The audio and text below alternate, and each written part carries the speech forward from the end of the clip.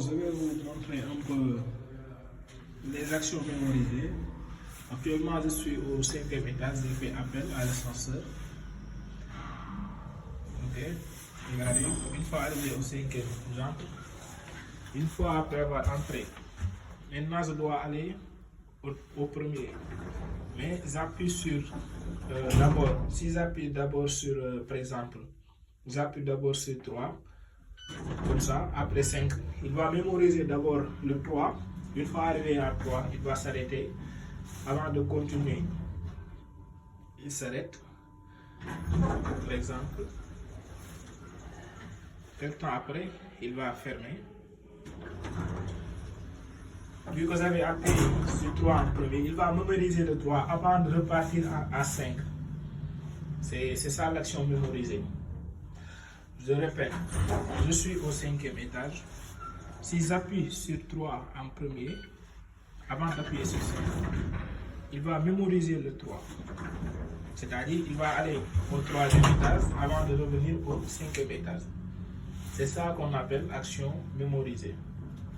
Dans le cas contraire, si vous avez appuyé sur, par exemple, 0, sans appuyer 3, il va aller directement à 0 et après revenir 3 parce que c'est 0 qui est la priorité. Ok? Vu qu'actuellement je suis à 3 et que je veux aller à 0, je vais appuyer sur 0.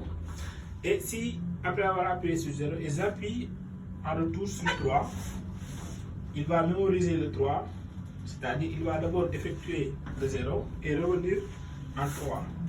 C'est ça qu'on appelle l'action mémorisée. Ok? Pour faire ce type de graph set, il faut faire intervenir les momentum. Ok? On remonte à 3, comme ça. Une fois arrivé à 3, j'appuie sur 0, il va mémoriser le 0. C'est-à-dire, une fois arrivé à 3, il va ouvrir la porte et temporiser 3 secondes après. Il retourne. S'il n'y a pas de présence de personne, il retourne. C'est ça en quelque chose qu'il faut comprendre par action mémorisée. Sur les ascenseurs en général, bon, ce sont des exercices très fréquents qu'on a l'habitude de voir sur les ascenseurs, les montages. C'est comme ça qu'il faut comprendre le principe d'action mémorisée. Ok, merci.